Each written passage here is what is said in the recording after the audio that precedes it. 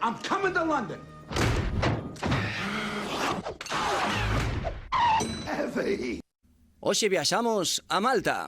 Lambóns de viaxe, Carlos García Verdugo.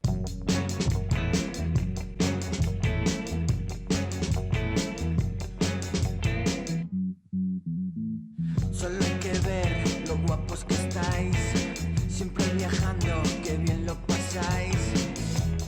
¿A qué coño os dedicáis? Saúdos, que tal, lamonciños, como estades? Isto é Lambóns de Viaxe, programa de viaxes da Radio Galego. 54 minutos por diante para falar das vosas viaxes, das vosas aventuras. Hoxe, nunha viaxe outra vez das que se poden facer en poucos días, que habitualmente ten moitas conexións, pois relativamente asequibles desde Galicia, ben sexa porque está preto de o voo desde o Porto, ben sexa de que se pode ir desde Madrid, etcétera, etcétera, e ademais un sitio que é ben divertido no verán, ben divertido no inverno, e que garante praia, festiña, moita historia, un montón de cousas. Ademais, imos estar cunha das colaboradoras máis habituais deste programa, que, ademais de viaxar por todo o mundo, tamén foi nesta ocasión a Malta. Ali foi a nosa compañera da Televisión de Galicia e creadora de trotandomundos.com, Nadia Corbeira. Que tal, Nadia, como estás? Hola, un placer de novo estar con vos. Bueno, Malta, un titular de todas as cousas que pasan en Malta.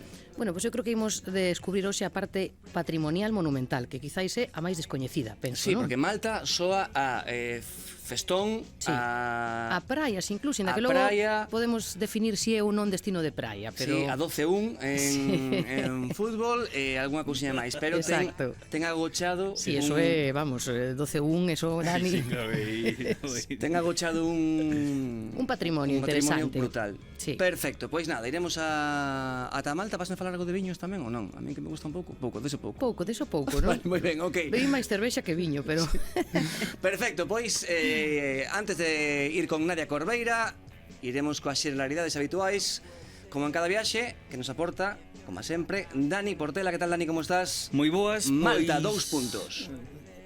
Vale, 2 puntos. A República de Malta é un arquipélago situado estratégicamente no centro do Mediterráneo, ao sur de Sicilia.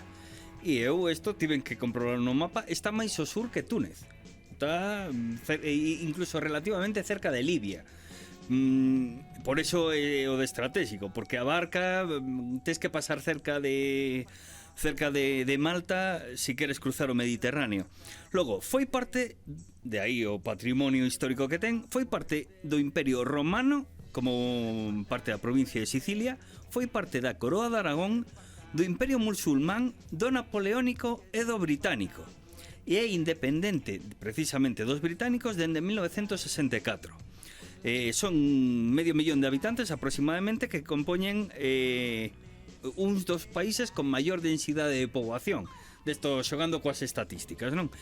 Logo, é un dos 10 países máis pequenos do mundo, e o seu idioma oficial é o maltés, pero un destino típico para aprender inglés. De aí a influencia dos británicos hasta hai poucas décadas. Pero que pasa? Tamén hubo un interesante e importante proceso de reitalianización que non chegou a moito. Logo, forma parte da Unión Europea e usan o euro. E mira que busquei famosos inventos e o único que cheguei foi o corto maltés, que é o personaxe de cómic, o halcón maltés, que é a película de Humphrey Bogart, e logo un canciño pequerrecho que tamén ten o nome maltés, aínda que por todas partes din que non ten nada que ver con Malta. Bueno, pois hoxe con moitísimas curiosidades que seguramente non coñezades aínda sobre Malta, imos viaxar ata alí con Nadia Corbeira, coa creadora de trotandomundos.com, compañera da Televisión de Galicia, para facer unha viaxe un pouco máis distinta do habitual, do que se adoita falar sobre Malta. Isto é Lambóns de Viaxe, isto é a Radio Galega. Comezamos. Lambóns de viaxe, Radio Galega.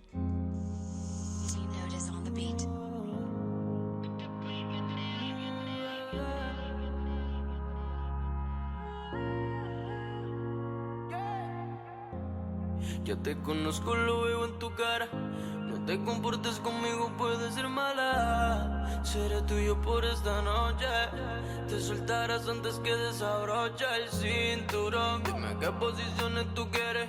Sé que tienes novio, pero a mí que me prefieres. Seré tuyo por esta noche. Prepárate, bebé, porque hoy yo quiero comerte toda. El de las a medias yo te beso toda. Quédate conmigo ganas todas. Por eso, bebé, yo quiero comerte toda. Te lo hace a medias, yo te beso toda. Quédate conmigo y le picheo a todas. Él te tiene seca, yo te mojo toda. Yo te mojo toda, bebé. Todo el mundo te quiere porque como tú ninguna. Y yo por ti saco hasta poder y te bajo la luna. Hay muchas mujeres, la vida es solo una. Bueno, pois esta canción é unha das poucas que atopei que non sexan neste momento no que estamos escoitando no que facemos o programa, o que escoitades por primeira vez estaba escoitando pouco despois do Nadal, bueno, xa casi un mes despois do Nadal, e todo o que hai en Spotify en Malta son panxoliñas, son Christmas por todo. Estiran a lo vigués. Se pode flipar.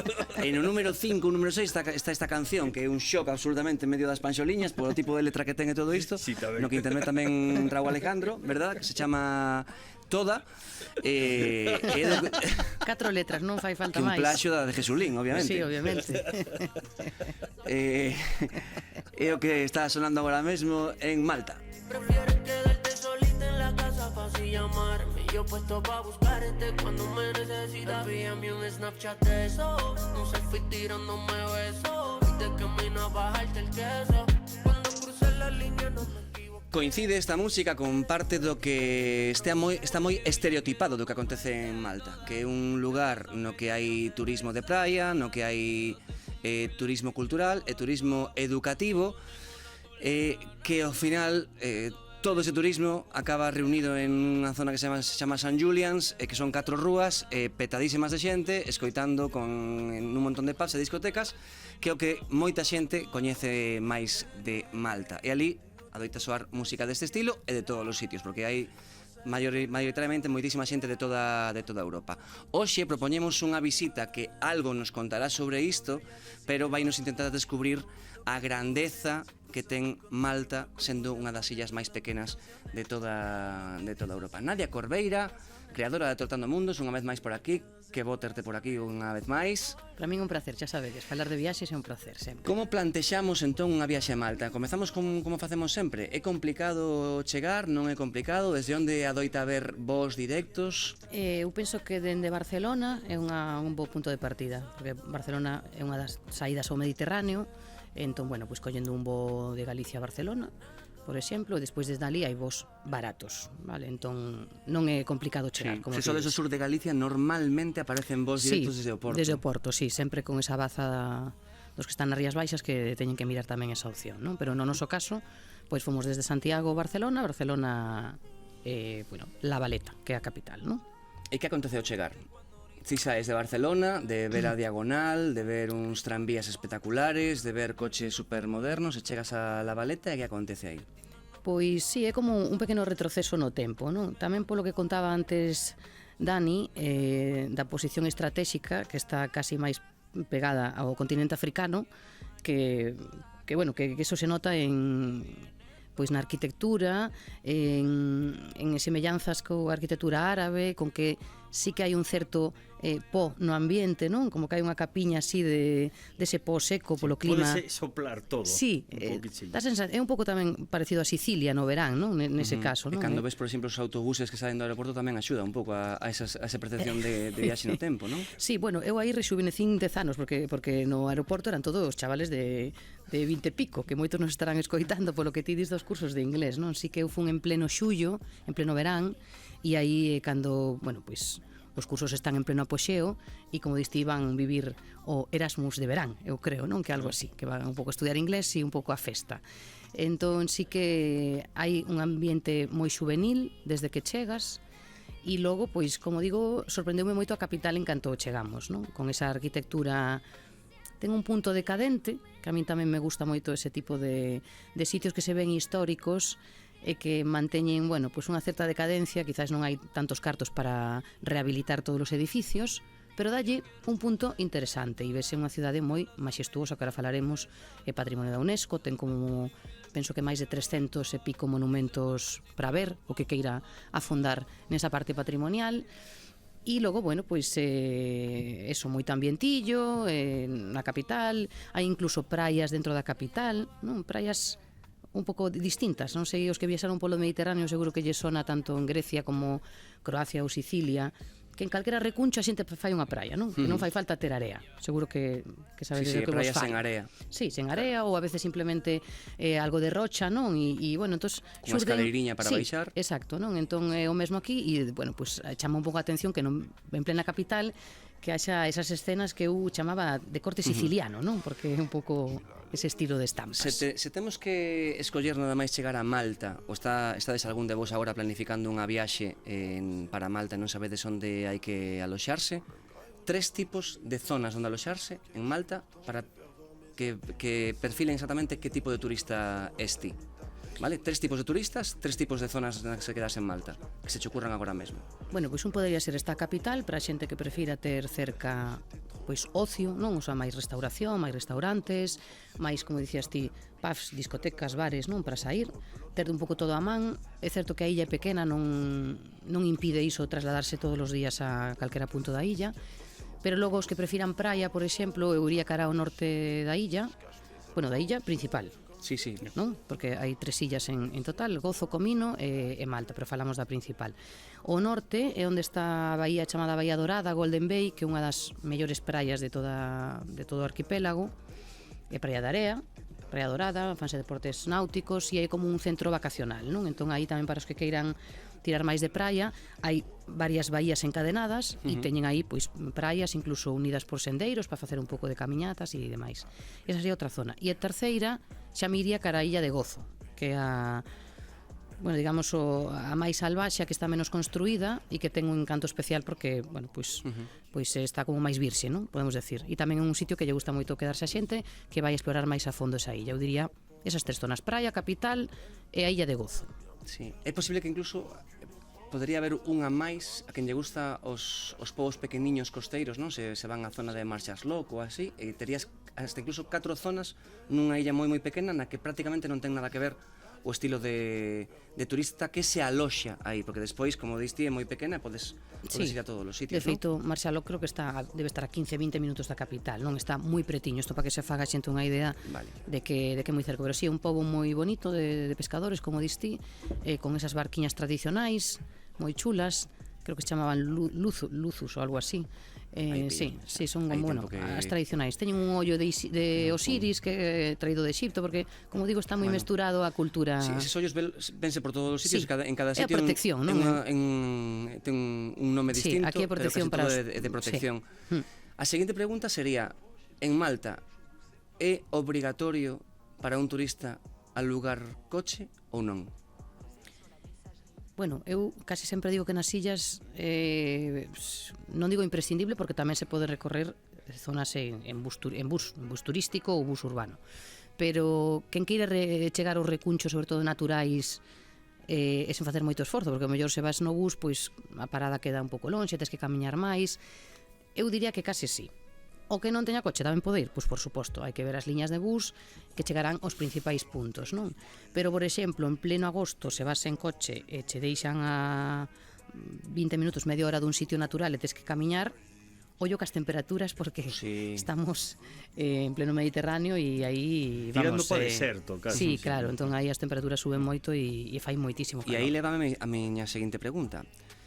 Outro dos estereotipos que hai en Malta é que ao haber tanto turismo novo, xente de menos de 30 anos que alugan coche, isto vai ligado, segundo o estereotipo que ten Malta, a que hai moitos problemas sempre coas compañías de aluguer de coche, que te atopas ao final con pagos inesperados, con o coche Sorpresas, que lle desaparecen os tapacubos, o coche o que de golpe aparecelle un rayón e non o esperabas. Ti, no teu caso, tiveches algún problema co aluguer do coche ou non? Non tivemos, e de feito pareceume que estaba todo bastante ben organizado. No caso de que é onde están os alugueres de coches no aeroporto, é un edificio novo. Bueno, saís do aeroporto á dereita, hai un edificio como xigante gris que non ten perda, e aí están abaixo, é un parking, vamos a decir, do pincho, porque estaba prácticamente, casi faltaban quitar as pegatinas, por tanto non sei se, imagino que será recente, dun ano ou dous como moito, e xa na planta baixa teñen todas as oficinas de todas as marcas de aluguer, vale? Está todo centralizado, digamos. E tamén para marchar, que no meu caso marchamos moi cedo pola mañá, pois hai os típicos buzóns, sabedes onde deixades a chave, tamén todo moi organizado e todo moi novo. Entón non sei se eso será unha parte nova e logo todas as oficinas de aluguer están seguidas. Nos co coche non tivemos ningún problema, pero hai que advertir a xente que creo que o máis importante de que hai que conducir pola esquerda. Sí, Entón, bueno. eso pode ser un problema para a illa en xeral está habituada a que a xente a que te podes atopar a xente conducindo por un lado e por outro. Xa falamos nalgúna Pode ocasión ser, coas estrelladas de Dani, que encima prodúcese un efecto cando estás de vacacións conduces polo outro lado, que cada vez que aparcas reseteas esqueces como se conduce. Sí. Entón saes, a primeira rotonda que fas sempre despois de vir da praia, fala sempre ao revés. Eu xuro vos que un dos peores momentos da miña vida foi sair de Heathrow acompañando a miña curmá Rosa que conducía ela. Pero o do cerebro, o de traballar como en modo espello e ver todo do revés e ver que che van pasando os coches cando ti non tes control nin volante, eso... Sí, por eso digo que, bueno, a xente ten que sabelo para ver se se lanza ou non. Para min é bastante complicado, verdad? O que me pasa como Dani, non? Que parece que non sei, estás perdido. Sí.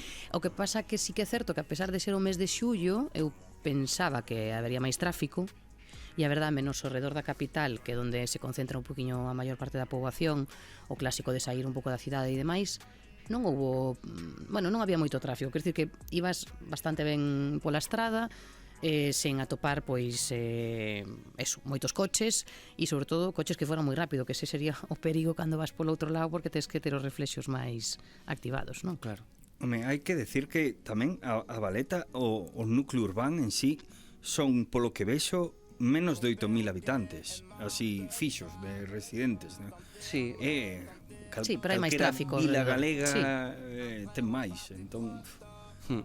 Non hai moito tráfico, non, en xeral, porque indo en verán atopei iso, imagino que no inverno A haberá moito seguinte menos, non? pregunta miña era do que puideches ver, que sabes de cal é unha boa época para ir ou que tipo de turista tes que ser para ir nunha época ou outra?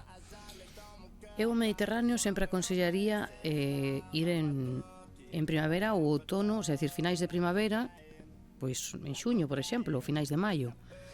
E logo, pois en setembro, principios de outubro. Creo que hasta aí o clima aguanta moi ben e o que queira evitar a masificación que decimos de xullo e agosto, pois un xa sabe que cando hai escolas é máis difícil que haxa masificación porque a xente que ten nenos e demais xa non pode viaxar, xa se elimina moita parte.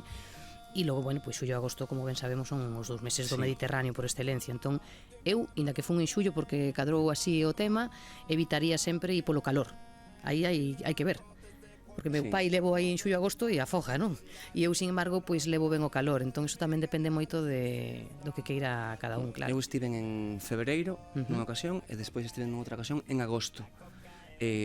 Agosto é tal cual o que diste, está petadísima a illa en moitísimos puntos, sobre todo os máis importantes está petadísima. En febreiro o que está moi ateigado é a zona estudiantil ou de intercambio cultural, como queira chamar, de San Julians, que está como, non sei, como a 7-8 kilómetros da Valeta, que é onde se adoita aloxar toda a comunidade que vai en teoría a estudiar inglés ou que está de Erasmus ou que sexa, pero o resto da illa está moi tranquilo. E o que sí que me fixo foi bastante bo tempo de levar unha chaqueta, pero nada de abrigo nin nada en Eso xe a febreiro. preguntar que temperatura, non? Pero foi unha amiga miña en decembro agora e tamén un pouco o mesmo, é dicir, non fai tempo de verán, pero cunha chaquetilla e tal que tampouco facía moito frío, non? Non é, se queres partir o incluso o inverno estando en Europa, non é un mal destino. Notaches a diferenza de xente? Brutal. Vale. E de prezos. Claro. Amigo. E de prezos. Claro, Prezos, os hotéis tranquilamente poden triplicar ou cuadruplicar a... E que o Mediterráneo cuadruplicar. disparase a partir de xuño en calquera sitio. É unha pasada, o aloxamento en Malta en agosto é caro.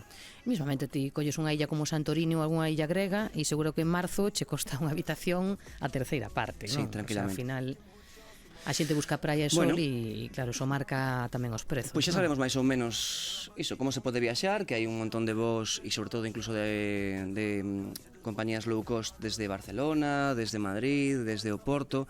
Xa sabemos que é interesante alugar un coche, xa sabemos que pode haber ata 4 ou 5 estilos de turismo que se poden facer, porque outro que non comentamos que é un pouco máis minoritario, pero tamén ideal para facer aí, que é o de turismo en cruceiro, xente que se vai unha semana nun cruceiro ou que sexa, Malta é unha zona preciosa para vela desde o mar. E nos queda tamén que non falamos o turismo de mergullo, que é un dos sitios mellores de Europa para bucear por todos os pecios, avionetas e demais da Segunda Guerra Mundial, sobre todo. Hai moitos afundidos. Que chulo, vamos parar aí. Vamos a empezar aí. Veña. E empezar pola Valeta, pero vamos ali. No.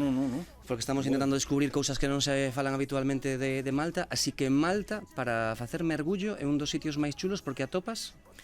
Pois o que decimos, barcos afundidos da Segunda Guerra Mundial. Hai que decir tamén que foi base dos aliados, a base dos submarinos. Hubo moita movida Sí, aí. creo que a base dos submarinos da Segunda Guerra Mundial dos aliados estaba aí. Entón, como dicía Daniel ao principio, para situarnos en un enclave moi estratégico, entón foi moi importante tamén na Segunda Guerra Mundial. Foi bombardeada tamén, a Cidade Bella e demais, pero logo tamén hai unha historia curiosa, pero logo iremos a outro sitio que vincularemos aquí ca Segunda Guerra Mundial, dunha igrexa milagre. Vamos a deixar aí o spoiler aí. Entón, bueno, pues eso, dase o caso que hai moitos barcos afundidos, hai avionetas e demais, entón para os mergulladores que lles gusta pois sumerxirse neste tipo de pezas históricas, pois é moi importante. Logo, pois ten moitas puntos de buceo con augas transparentes, a visibilidade é moi boa, ten moitas cavernas e grutas por toda esta pedra caliza que igual que indo á illa se ven nas praias ou neses chamados blue hole, non? Que son moitas veces buratos que se fan nos acantilados, nos cantís e que tamén se dá xogo para ir en kayak e demais, pois no fondo do mar pois hai o mesmo, non? Hai ese tipo de estrutura de pedra caliza que bueno, pois que crea cavernas e grutas, entón é moi afamada polo mergullo tamén por todo isto, non? Hai como 40 puntos de buceo na illa e demais, así que Ten moita estrutura de turismo de buceo, sí. É sinxelo atopar porque con quen facer sí, os mergullos. hai moitísimos centros de buceo e é un, como digo, dos mellores puntos do Mediterráneo para facer, porque tamén está desenvolvido o mergullo ao redor de todo este tema da illa, E non? non está limitado o acceso a esas áreas con elementos históricos? Non, habitualmente cando hai así pezas en calquera sitio do mundo, ao final é un reclamo e sempre sei, incluso en algúns sitios, non sei aquí, non podería confirmalo seguro, pero en moitos sitios afunden marcos a propósito cando un barco sae a costa, porque eso dá tamén un punto de mergullo e ao final é unha maneira de atraer o turismo tamén, sabes? En moitos sitios faise a propósito, non? Sí.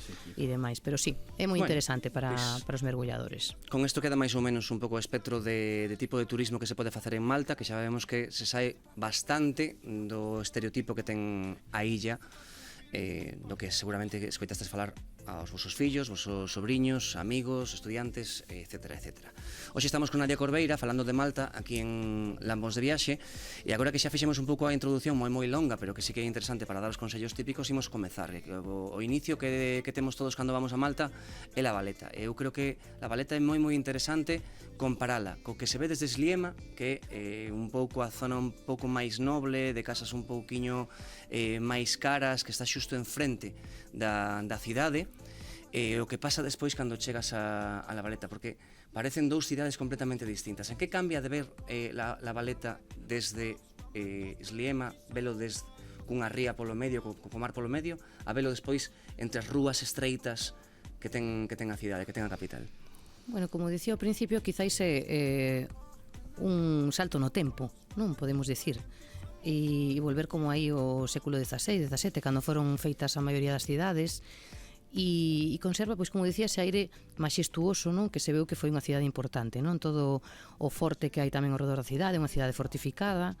Como ti decías antes tamén, a parte desta parte nova que estamos falando, que é totalmente oposta, non? A parte histórica, tamén enfrente de La Valeta hai outras Xusto no outro posto. Outras tres cidades, ou as tres illas que chaman, que tamén son outras cidades fortificadas, e que entón, como dicías ti, a perspectiva de un sitio a outro é moi cambiante, pero son todas moi bonitas. A mí sorprendeme moito, non, que desde calquera punto da cidade tes unha perspectiva distinta e moi bonita, non? Dunha cidade que eu penso que é unha gran descoñecida tamén en Europa, non, polo que estamos falando históricamente. E para mí un salto no tempo, diría, sí, totalmente. E ademais de dar un bo paseo pola Valeta, que máis hai que facer na capital? Bueno, na capital pasear, terracear, gustalle moitos tamén, como a case todas as culturas mediterráneas, non? Eu penso que iso é un denominador común que temos todos, terracear, e en canto chega ese fresquiño despois das horas de moito calor, todo o mundo sae a tomar pois algo nas terrazas. Creo que mesmo en Grecia, non? En Croacia, en Italia, en fin, Grecia o en frappé, España. Sí, sí. o logo aperitivo, non? Exacto, como sobre as 6 da tarde, non? Ou así, cando se empezan a animar todas as rúas. E eu creo que sin máis, de deixarse levar, Sí. ir paseando, terracear e... Eu tamén estou e vendo os de acordo contigo. monumentos. Non iría cunha guía, No. non deixaríame perder por... Se algún monumento que ves che interesa, pois entras e vas facendo, porque hai como moitísimas igrexas, por exemplo, non? É un, Hai un pois tema que non enclave moi comentamos que cristiano. é tremendamente eso, é Católico, sí. tremendamente católico, Sí. moi tanto que ata aí ben pouco era unha dos sitios no que aínda non te podías divorciar. Sí, sí. Ten unha presenza da religión moi importante. Moi- É típico destos elementos de resistencia por estar en primeira liña de zona de influencia musulmana. Entón, é normal que se reafirmen. Vamos. Sí, sí, pois sí que hai como creo que 30 iglesias nada máis na capital e logo pois por aí prácticamente hai en cada pobo tamén, aí estamos vendo tamén aquí detrás nas fotos, hai un montón de igrexas e de monasterios tamén. E moitos tamén edificios creados pola Orden de Malta, dos cabaleiros, non? Que non falamos, pero que tamén foron os que crearon e moitas destas cidades, non? Que logo podemos ir a algunha delas a falar da antiga capital, por exemplo, de Medina, que tamén foi creada por estes cabaleiros e que é outro punto moi importante. A segunda cidade, Sí. digamos, como patrimonio histórico que adoita visitar a xente, Medina, sin o E no medio, se o queres Sí. ler normal, é Medina. E Bueno, que os nomes en maltés sí, está complicadiño. As consonantes que é un aí reclamo xuntas. turístico que sí que chegan os autobuses se sodes completamente reacios a alquilar ou alugar un coche. É certo que a Medina podese viaxar en autobús, Sí, as podese cida- facer relativamente doado, non é dos sitios máis No, complicados. creo que as cidades chega sempre o autobús. O único que falábamos antes era pois, o mellor sitios naturais, ou certas praias ou certas bahías que non chega o autobús ali para as Que cidades. hai en Medina? Pois Medina, a ver, chaman ya capital do silencio, porque sí que, igual que na Valeta hai moito barullo polo que dicíamos, non? Que ao final é o punto turístico por excelencia. Entón aquí é como hai como unha certa intimidade nas rúas, hai moito máis pois como unha calma chicha aí de fondo que sorprende con, bueno, pois como son outras cidades de Malta, non? Que decimos con moito máis axetreo. E logo aí para os fans así de estas cousas creo que se rodou aí bastantes escenas de Xogo de Tronos, bueno, en xeral en Malta. E creo que tamén na illa de Comino. E bueno, pois ten eses escenarios, como decíamos, dese paso do tempo, de volver a unha arquitectura en pedra caliza que ten o xeo aquel, porque como dicíamos hai moitas calexas pequeniñas, non? E bueno, o caso é vagabundear por aí. E bueno, unha cidade monumental, toda fortificada tamén, unha das mellores conservadas de Europa, din que está fortificada. E bueno, hai poucos restaurantes, hai creo que 2 ou 3 para cear ou comer, os que vayan pasear así con certo tempo. E bueno, bonita.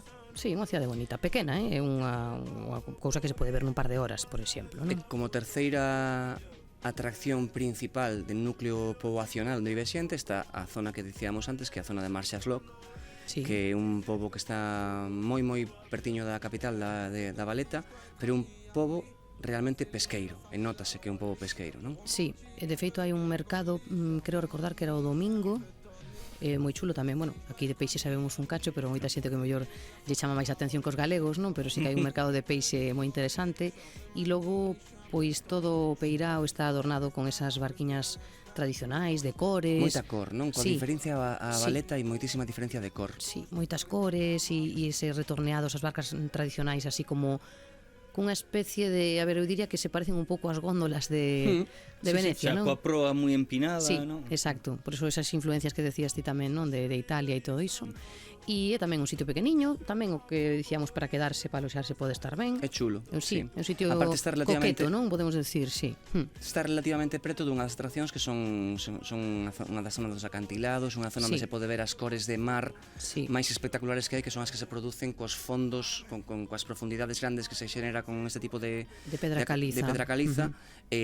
combinado coas sombras e a luz que xenera o sol. Iso dá uns azuis, Sí, unha gama de un azuis turquesa, non? que son Espectacular. flipantes, non? Sí, a mí recordoume a Menorca nese caso, non? Bueno, Menorca porque é a que máis coñezo das Baleares, pero imagino que serán outras parecidas, pero sí que ten esa similitude, non? De pedra blanca, entón que fai que o turquesa sexa Hai un ton casi irreal, cando non? estás metido nunha das grutas, cando estás metido buceando nun kayak, ou seja, nunha calquera das grutas, estás na sombra e hai unha zona na que entra o sol, pero ti non ves o sol, todo o que queda por debaixo do teu kayak, o que queda debaixo das túas gafas, dunha cor realmente espectacular. E iso sucede en Malta. Sucede en Malta, se vas a hora concreta do día, e sucede neste caso moi pertinho en Marsasloc, nunha zona na que estaba o Blue Grotto, non? Que é unha das zonas que destacas en trotandomundos.com que hai que ver si ou si. Sí, hai unha rutiña de cavernas, como diste, hai un mirador, para que non queira ir no barco, tamén hai un par de miradores que deixan ver ese cantil con forma de pata de elefante, podemos decir, non sei como se chama, un arco, non? Así bastante característico destas formacións.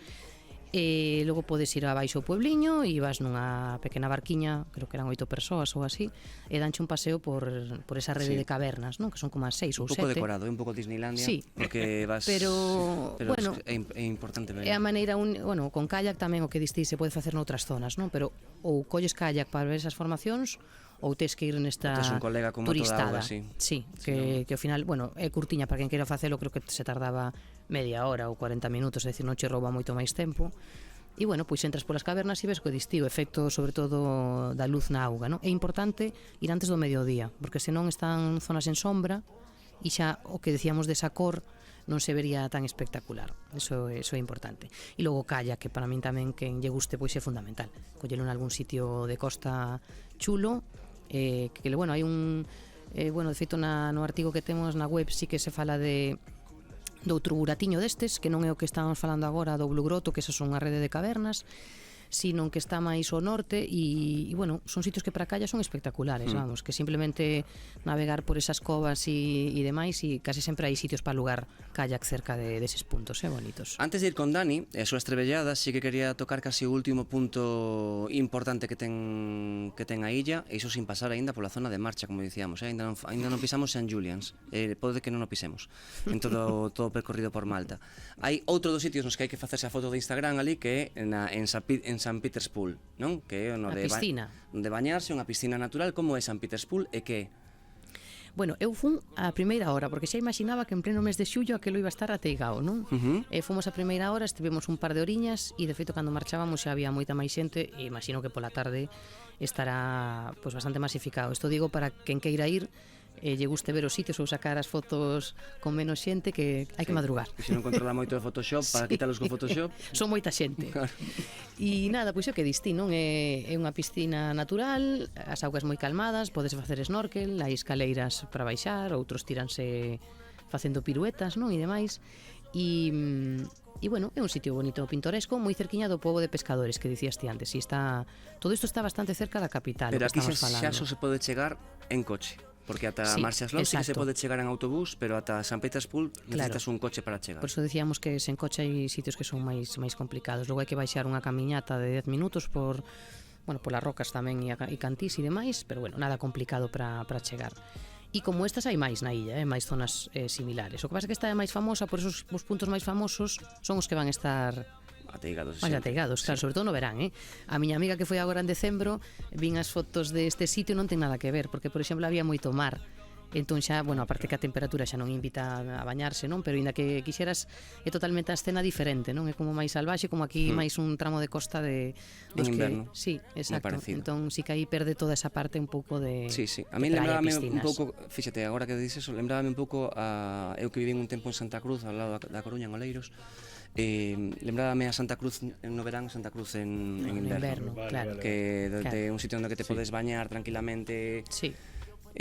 No verán, en inverno hai días que está realmente durillo. Asitado. Pois está sendo super interesante esta visita que estamos facendo a Malta con Nadia Corbeira, compañeira da Televisión de Galicia e creadora dun portal espectacular de viaxes que se chama trotandomundos.com.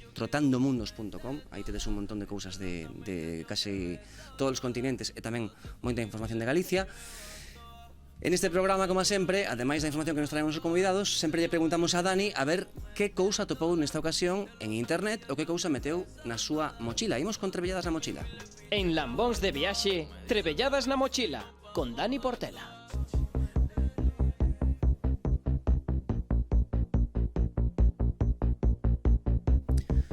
Outro xeito de viaxar habitualmente, ademais de todos os que comentamos hoxe, de si os que lle gusta o mergullo, os cruceiros, os que queren ir a vilas costeiras, os que queren máis festa, é o de viaxar con caravana, con furgoneta, con autocaravana. O problema é, xa comentamos nalgúna ocasión, que cada vez está máis restringido onde podes aparcar este tipo de vehículos. Dani hoxe trae, creo,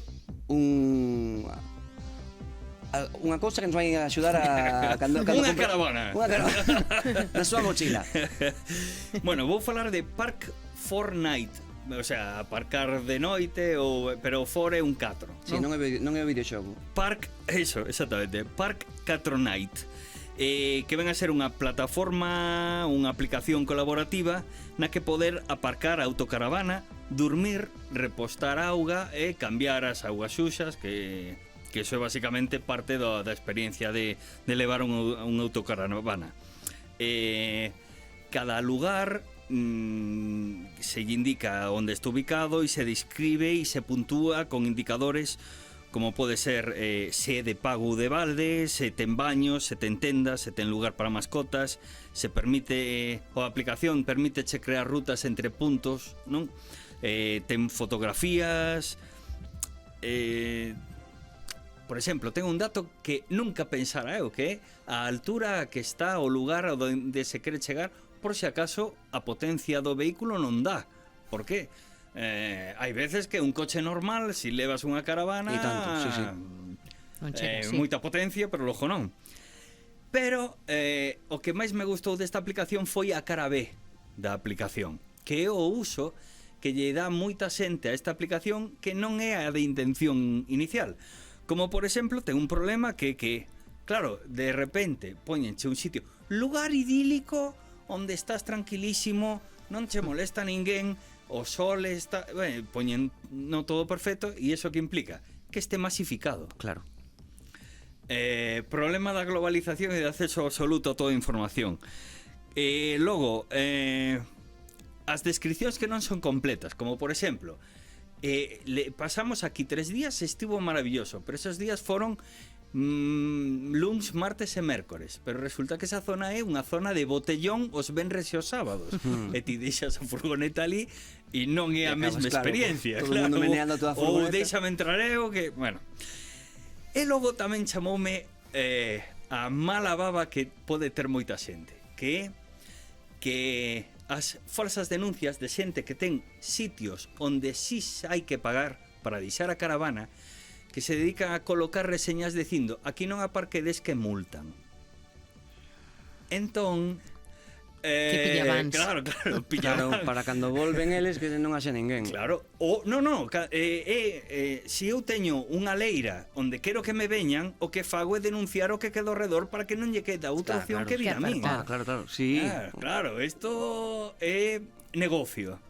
Entón, esta aplicación que inicialmente era moi interesante se convirte nun lugar de espantar a xente que usa caravanas. Vamos, fake news ao final. Sí, Totalmente. efectivamente. Es que nas aplicacións. E que das as circunstancias de que ao final a xente o que busca son lugares que non aparecen en Park Fortnite. E onde os buscan?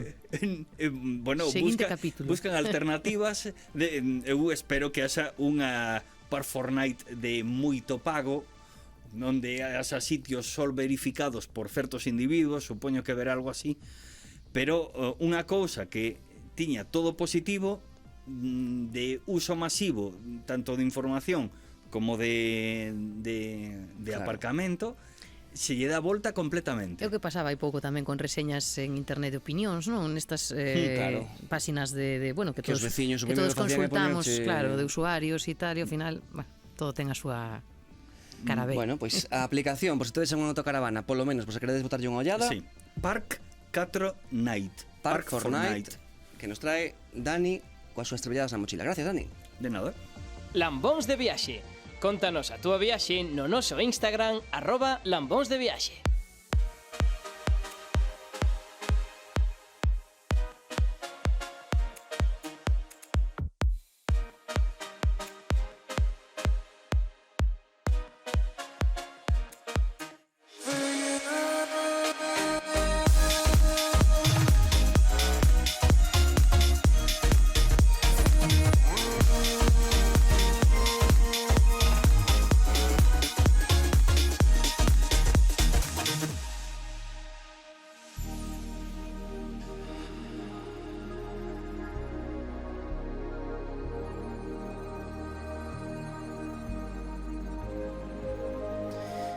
Este tema que soa é For You, un dos temas que máis sonan neste momento nas listas de Spotify en Malta, que conta claramente Como non. como un par de estudiantes se coñeceron pola noite en St. Julian's e despois nesta fase amenceron colletiños da man Que bonito. nunha das praias de Malta. Para ser instrumental, conta bastante. Sí, ten bastante contido, non? Afonda bastante.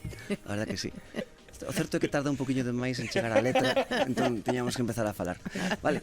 Bueno, vamos contar un par de cousiñas. Estamos en Lambóns de Viaxe, na Radio Galega, con Nadia Corbeira, creadora de trotandomundos.com, que ademais de traballar moi ben en Televisión de Galicia, ten unha paixón que é contar as súas viaxes na web, nas redes sociais, buscando, xa sabedes, por trotandomundos.com, vendo como viaxou por todo o mundo. Ademais, nunha desas viaxes, o que nos conta é como foi a súa viaxe por Malta. Estamos aquí repasando como foi a súa viaxe por esta illa maravillosa, en concreto, neste caso, no verán, e queremos, antes de pasar ás pequenas illas que hai preto de Malta, un par de sitios dos máis importantes que son de interese. Por exemplo, curioso, a vila de Popeye.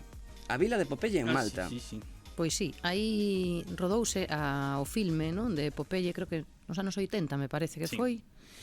Entón, pois deixaron todos eses escenarios para facer como un parque temático, non?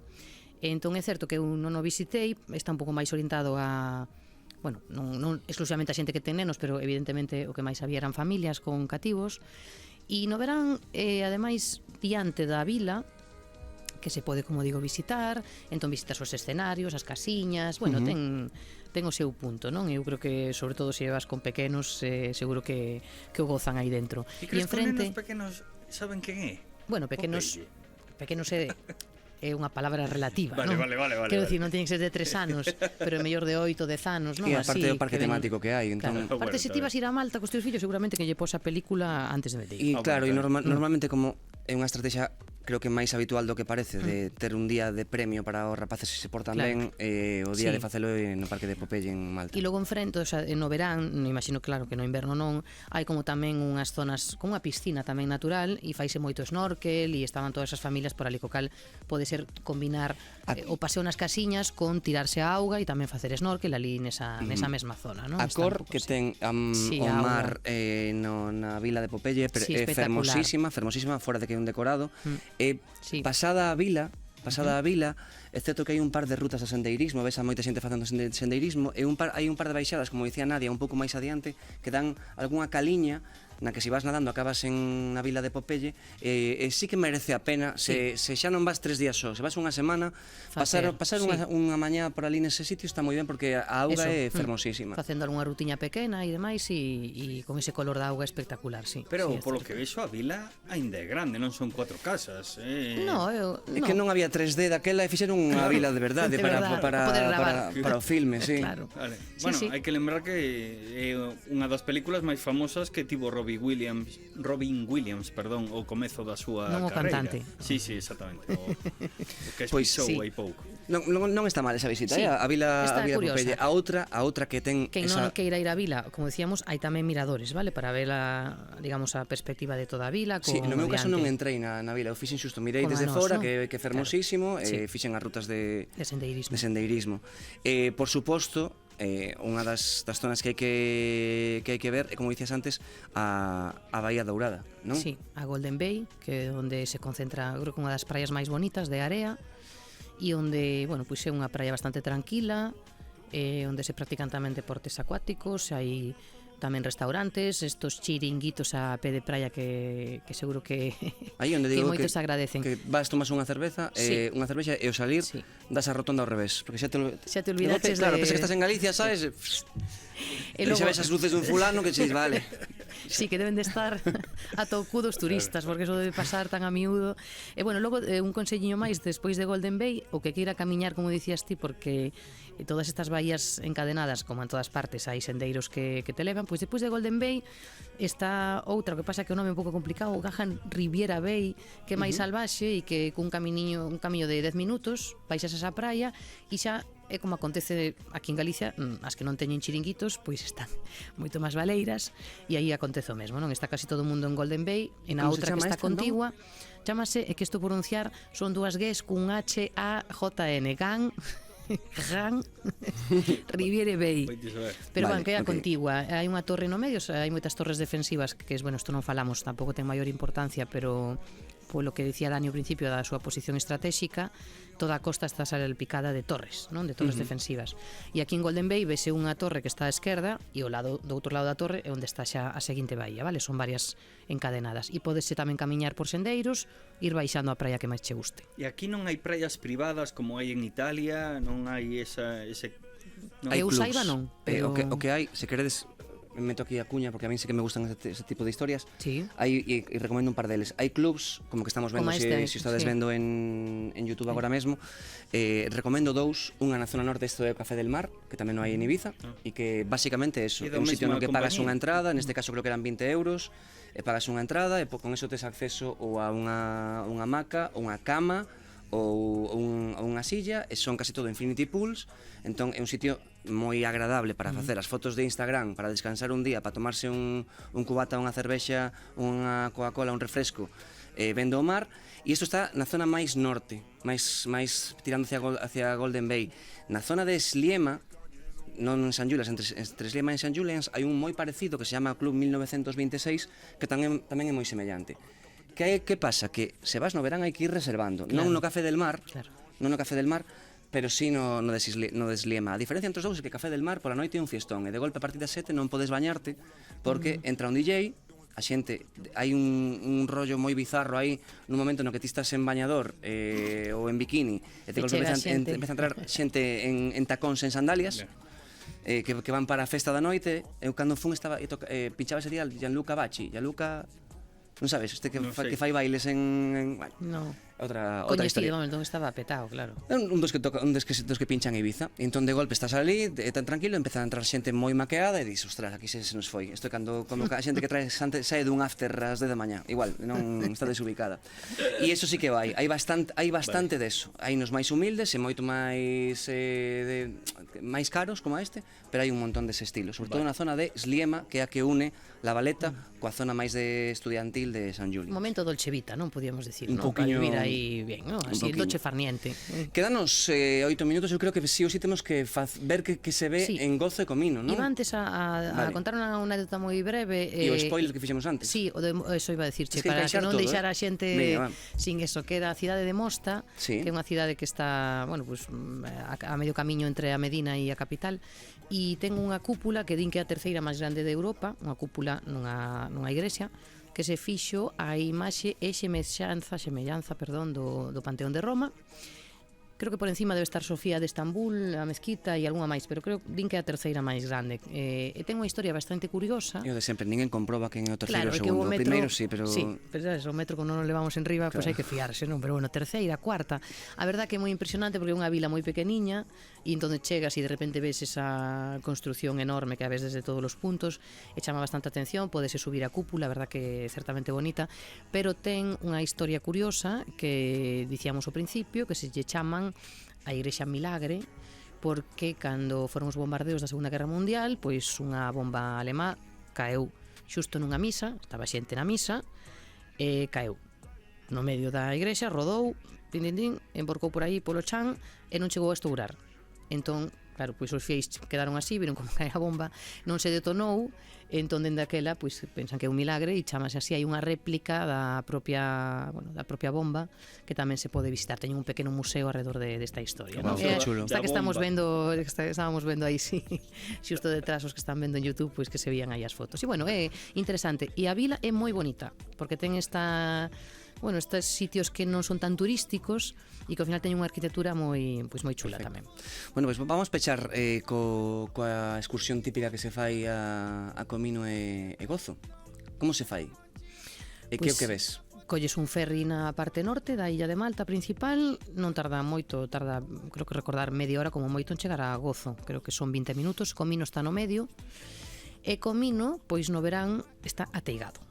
Hei de dicir que nós non nin paramos, porque aquelo xa se veía de lonxe que, bueno, pois o que ten a illa de Comino, que é bonita, é moi pequeniña, ten a Blue Lagoon, non? Que como día nome, pois unha laguna azul, como comentábamos antes, pois con esas cores turquesas espectaculares. O que pasa é que hai tanta xente É brutal. que ao final, A cantidad para de min, xente claro, que hai. perden encanto máis esos chulo a sitios. viaxe ata que Sí. chegas ali, que ves un montón de grutas, verdade? Que no Correcto. momento no que estás a soas, Sí. pero a Lagoa Azul está O mellor indo máis cedo, non sei, a verdade que nos fomos a unha ás 10 da decepción porque é un mañá. estrés. Sí. É un estrés de Sí, as vacacións non están para de iso, distintos ritmos nos que vai a No. xente, hai xente que vai mamada Sí. borrachísimos, hai xente que vai con familias, constantemente si non andas con cuidado, como hai poucos sitios para atracar, sí. Os barcos e os tal. barcos chocan uns atracan uns contra os outros, entón Non hai moito sitio, Pero hai que tampouco, facela, non hai tampouco hai máis, non? sitio para estar, non hai moito sitio para estar, hai rochas tamén, bueno, en fin. Entón, nós non paramos.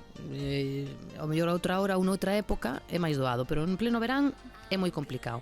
Sen embargo, se seguimos a de Gozo, pois xa é outra cousa. Nos levamos o coche no ferry, que é o que fai todo o mundo, que a todos os coches levas o ferry, o sea, o coche no ferry, non o ferry no coche. E nada, chegas a Gozo e das por aí unha Unha volta. voltiña. Sí, que podemos dicir que está a capital, que é Vitoria, que tamén outra cidade fortificada novamente, tamén moi chula, que ten unha antiga prisión, ten museos, bueno, está bonita de pasear, iso é a capital.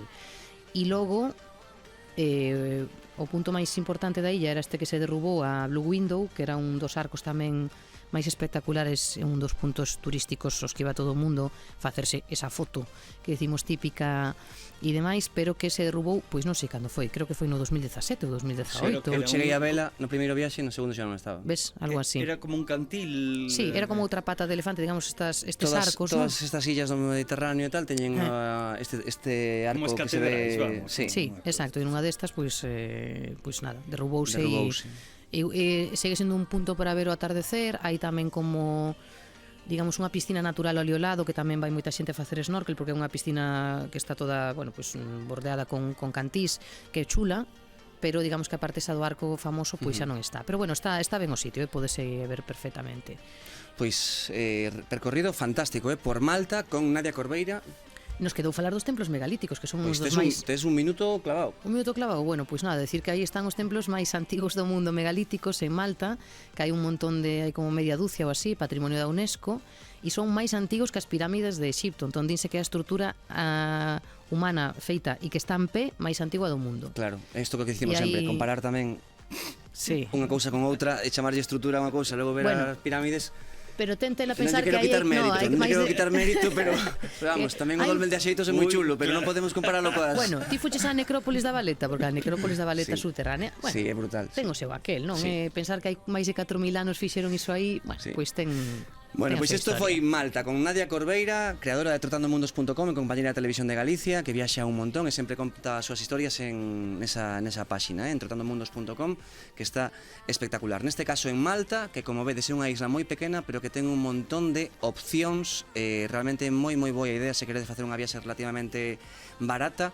E non se queda nada curta unha semana, que hai xente que di que pouco tempo, que pode ser moito tempo unha semana, non sobra, hai moitas cosas que facer en Malta e se disfruta moitísimo. Nadia Corbeira, como sempre, moitísimas gracias, esperamos para a seguinte. Cal queres Veña. facer na próxima vez? Pois non sei, haberá que falar de Filipinas en algún momento, Home, temos aí un serial de Filipinas, é certo, non? Temos aí pendente. esperando, pendente. 80 programas ainda non falamos con Nadia Corbeira de Filipinas. Bueno, pois para a seguinte tenemos que meter 3 ou 4 seguidos de Filipinas, que é o destino favorito neste caso de quen vos fala. Tamén, así que Nadia, ata a próxima, moitas gracias por estar aquí. Veña, graciñas a vos. Dani, graciñas. Boa noite. E a todos vos lambonciños, moitas gracias por estardes aí. Vémonos, escoitámonos a próxima semana aquí en Lambóns de Viaxe. Adeus. Vamos ás 3, por favor, Chopino. Quero quedarme esta noite contigo, baby. Quero quedarme esta noite contigo. Quéntame, baby.